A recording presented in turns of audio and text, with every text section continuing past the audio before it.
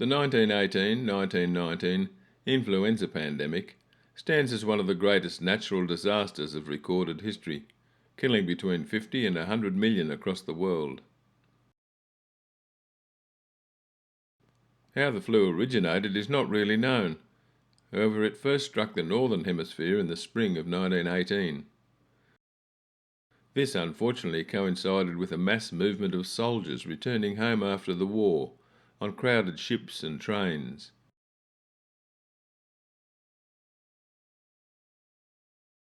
The flu spread like wildfire and soon was travelling freely through the rest of the world. The flu did not originate in Spain.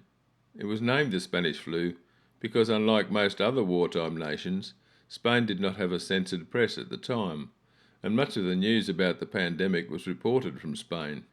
Photographs of the time are eerily familiar to the COVID generation. Hospitals overflowing and makeshift wards in empty buildings or hastily erected tent cities. Masks and social distancing played a vital role in limiting the spread. Ambulances could not keep up with the hospital deliveries.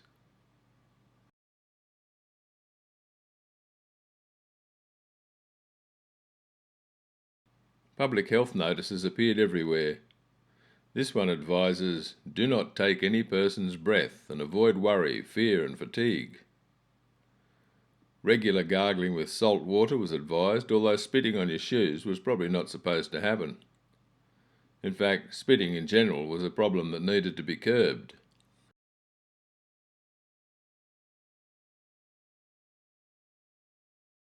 One J.W. Gardocky, an enterprising onion grower, proclaimed that onions were one of the best preventatives for flu and that he had a carload of them for sale at the station. The soap manufacturers had a field day about cleanliness. Yardleys claimed their Old English lavender soap was of exceptional purity,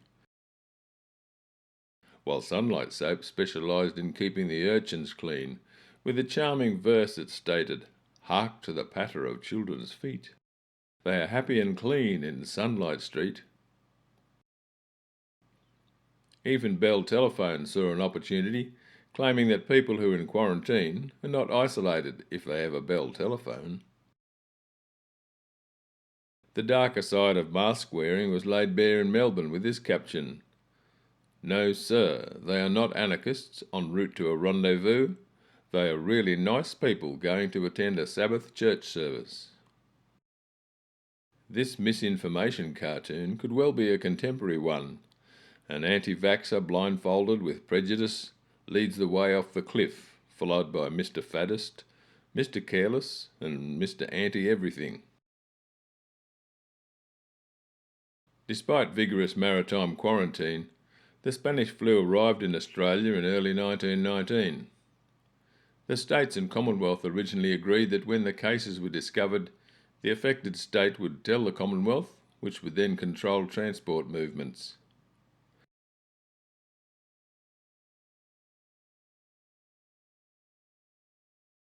However, early symptoms were easy to mistake for the common cold, and by the time Melbourne decided it had the Spanish flu, it had escaped to Sydney via train.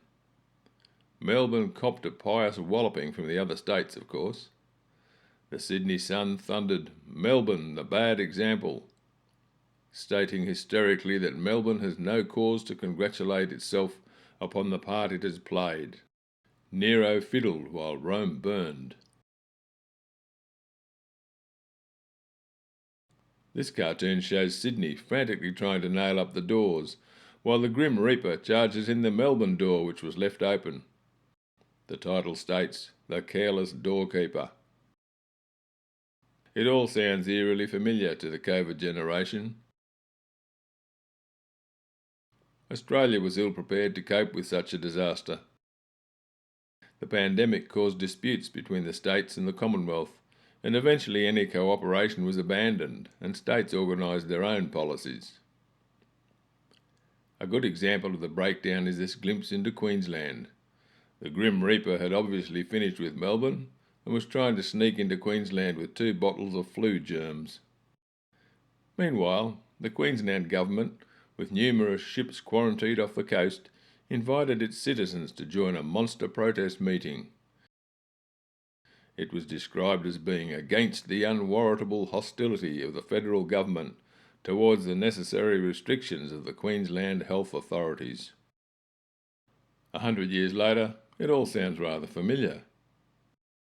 But when Queensland suddenly closed its borders, 700 train passengers left Sydney by rail to try and beat the closure. Unfortunately, the trains were stopped at Tenterfield and the passengers were marooned. A quarantine camp was hastily set up in the showgrounds for the travellers. The Ipswich Vice-Regal Brass Band was also on the train after winning a prize in Sydney. Apparently they were generous with their skill and entertained the camp. Crowds ended up at the post office trying to find news and send telegrams. The travellers were released from quarantine and walked back to the railway station to continue their journey to Queensland. You can see some of the musicians in this photo with their instruments in hand, and the Tenterfield railway station in the background. Queensland had hastily erected their own quarantine camp on the border at Wollongara.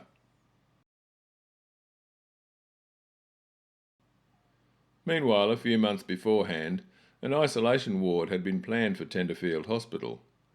Concerned members of the hospital board, aware of the approaching pandemic, contacted the New South Wales Health Department to request plans to be drawn up. However, partly owing to drastic shortages of building materials after the war, the ward took over a year to complete, by which time there was no cases of Spanish flu in Tenterfield.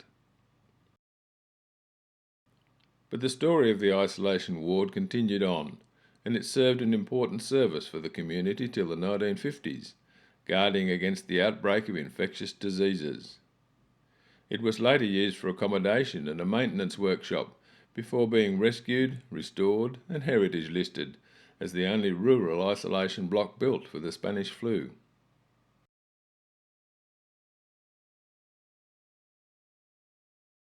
The government medical officer in Tenterfield at the time was Dr. John Watt. Tending to the Spanish flu and other victims across the Shire, stories abounded of his legendary country visits. One such story tells of a wild journey on a freezing night to a birthing emergency at Benalbo. Dr. Watt left with a nurse at 6 p.m, but such was the state of the poor roads, the car broke an axle. He and his nurse then bundled up their equipment and proceeded another 3 miles on foot in a storm. Dr. Watt fell into a mud hole at one stage, but they eventually got to a 3-room cottage where he cleaned himself up as best he could. And then by the light of dull oil lamps, he performed a caesarean. In those days this specialist operation was difficult enough in a well-lit modern operating theatre. Reports from the time said that both the patient and child were doing well. Dr. Watt was a true general practitioner, determined, resourceful and compassionate to all his patients. Dr. Watt survived an attack of the Spanish flu himself. Here is an extract from some advice he wrote for the local newspaper. It is absolutely impossible to put all influenza cases in a hospital, even if it were advisable to do so. Influenza can be treated satisfactorily and even best in the home. People must realise that this is a highly infectious disease, and they must not be selfish about it. They must think of other people as well as themselves. In order to do the least harm, both to themselves and others, persons with the symptoms of the disease must go to bed at once and stay there. It was impossible for the town and district to escape it, but if the people take all precautions and do as instructed, the visitations will be less severe than otherwise.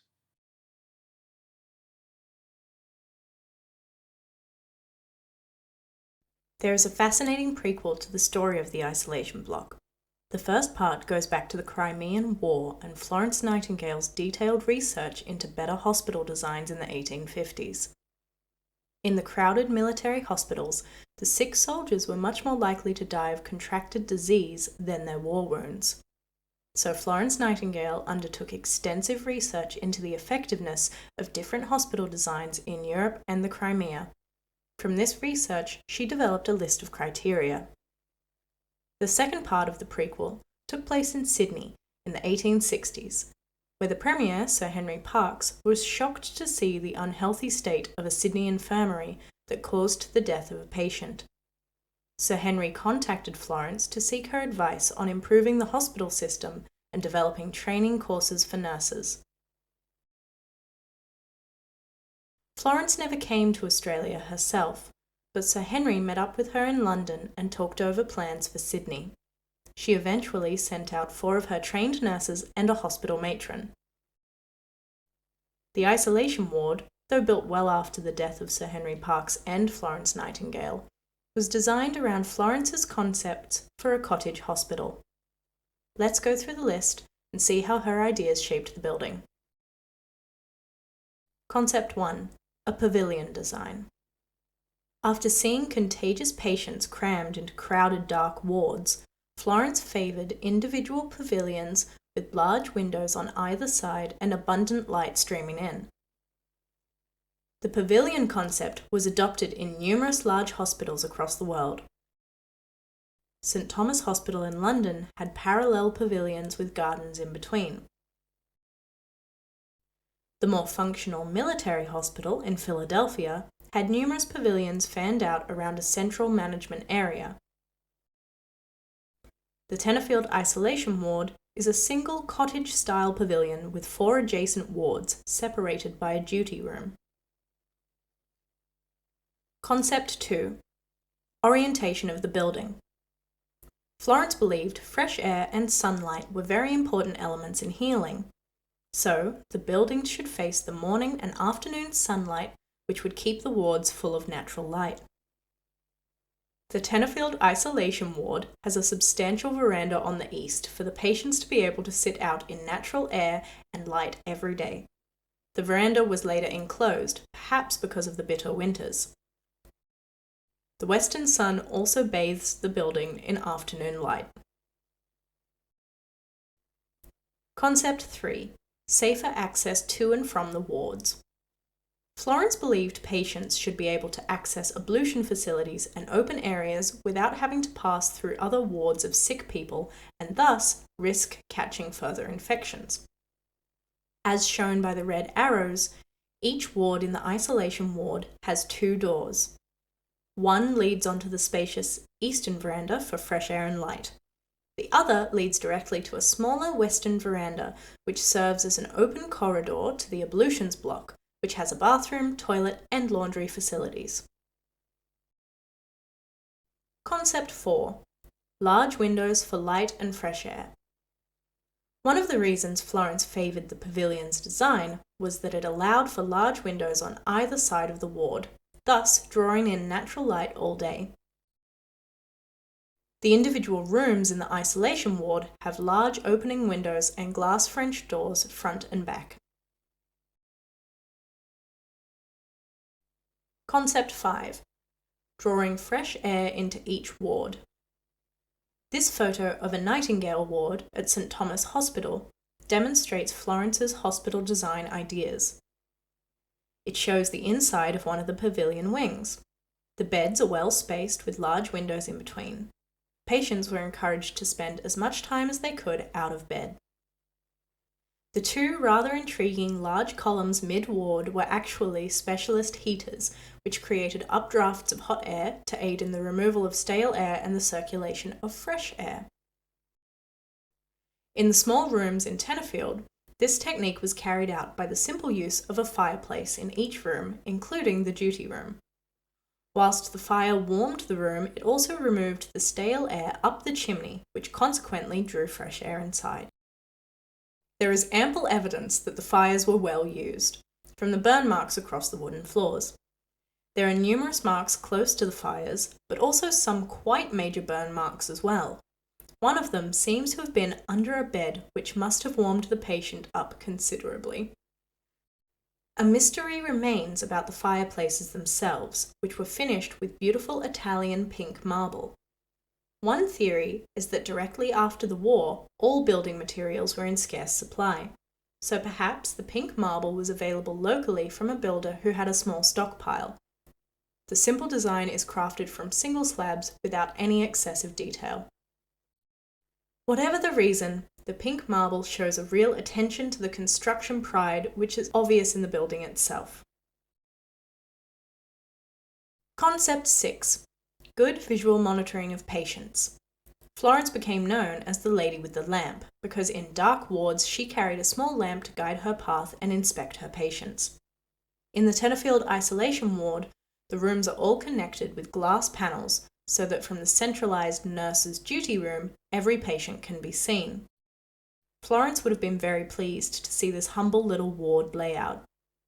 She herself never fully recovered from illnesses that she caught in the crowded wards of the Crimea and suffered reoccurring bouts of illness throughout her life.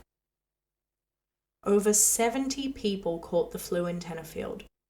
Around 30 were nursed at the Prince Albert Memorial Hospital and the rest at home. 10 citizens died. They were randomly taken from various walks of life. A mannequin of Harry, the farmer from Cotsbrook, rests in one of the wards. A nurse is attending to him. A special plaque sits on his table which tells a little of his life. His presence helps to commemorate the 100 years that have passed since the Spanish flu took these 10 local citizens. A plaque inside the isolation ward reads, "The restoration of this historic ward was initiated by Dr. Ian Unsworth, who retired to Tenterfield in 2003 and recognised its historic significance. His drive and persuasive personality saw the project completed in 2021.